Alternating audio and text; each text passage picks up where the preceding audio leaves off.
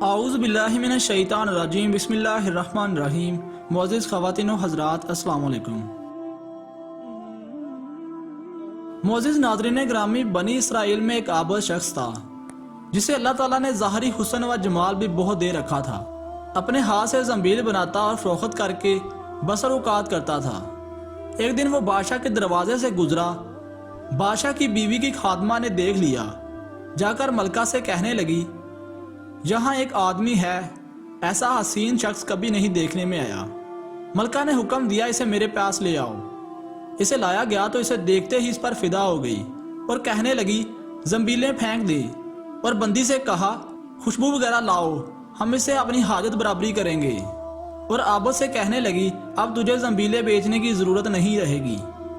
عابد بار بار انکار کرتا رہا، کہنے لگی، اگر تجھے کام نہیں کرنا چاہتا تو اس کے بغیر یہاں سے باہر نہیں جا سکتا، اور دروازے بند کرنے کا حکم دے دیا۔ عابد نے یہ حال دیکھا تو کہنے لگا، کیا تمہارے محل کے اوپر کوئی ضرورت جگہ ہے؟ کہنے لگی، ہاں۔ بندی کو حکم دیا، اس کے لیے پانی وغیرہ اوپر لے جاؤ۔ جو اوپر چھت کے ایک کونے کی طرف گیا، دیکھا کہ محل بہت اونچا ہے، کوئی ایسی چیز نہیں جس کے ساتھ لٹک کر نیچے اتر جائے۔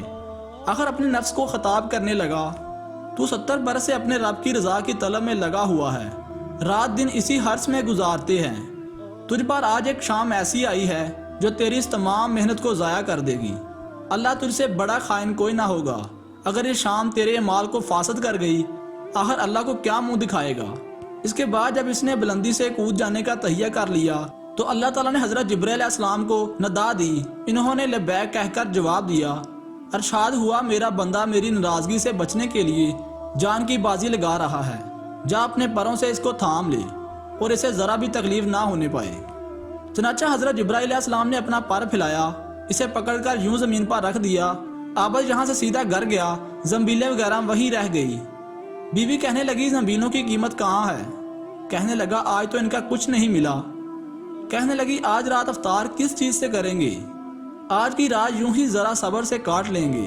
پھر ایک کہنے لگا، اٹھ کے تنور میں آگ جلا دے، ہم سائے ہمارے تنور میں آگ نہیں دیکھیں گے۔ تو انہیں معلوم ہوا تو کچھ خیالات دوڑائیں گے۔ بیوی نے اٹھ کر تنور کی آگ جلا دی۔ ایک پڑوسن آگ لینے کو آئی، پوچھا، آگ ہے؟ جواب ملا، آگے بڑھ کر تنور سے آگ لے لو۔ یہ عورت آگ لے کر واپس آئی تو گھر والی سے کہنے لگی، تو جہاں بیٹھی باتیں کر رہی ہے وہاں تیری روٹیاں پک چکی ہیں، بلکہ جلنے والی ہے۔ عورت نے اٹھ کر دیکھا تو تنور بہترین روٹیوں سے بھرا ہوا تھا۔ عورت روٹیاں لے کر خاوند کے پاس گئی اور کہنے لگی، تیرے ساتھ اللہ تعالیٰ کا یہ معاملہ تیرے بلند درجات کی وجہ سے ہو سکتا ہے، لہٰذا اللہ تعالیٰ سے مانگ ہماری باقی عمر خوشحالی میں گزرے۔ عابد کہنے لگا، اسی حال پر صبر اچھا ہے، مگر عورت کا اصرار بڑھتا گیا۔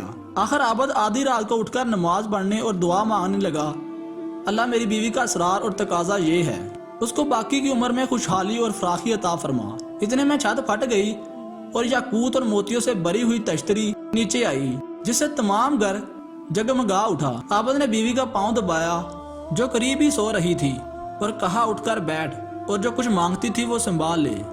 عورت بیدار ہو کر کہنے لگی، جلدی نہ کرو، اس مقصد کے لیے تو نے مجھے نہ ہی جگایا ہوتا، میں خواب میں دیکھ رہی تھی سونے کی بہت سی کرسیاں بچھی ہوئی ہیں، مگر ان میں سوراخ ہے۔ میں نے پوچھا، یہ کرسیاں کس کی ہیں؟ جواب ملا، یہ تیرے خاوند کے بیٹھنے کے لیے ہے۔ میں نے پوچھا، یہ سوراخ کیا ہے؟ جواب ملا، یہ وہی نقص اور کمی ہے جو دنیا کی جلد بازی کی وجہ سے واقع ہوئے ہیں۔ تو میں نے کہا، میں ایسی کسی چیز کی خواہش نہیں رکھتی جس سے تیری نشتگاہ میں نقص پیدا ہو، لہٰذا اپنے رب سے اسے واپس کرنے کی دعا کرو۔ عابد نے دعا مانگی اور تشتری واپس ہو گئی۔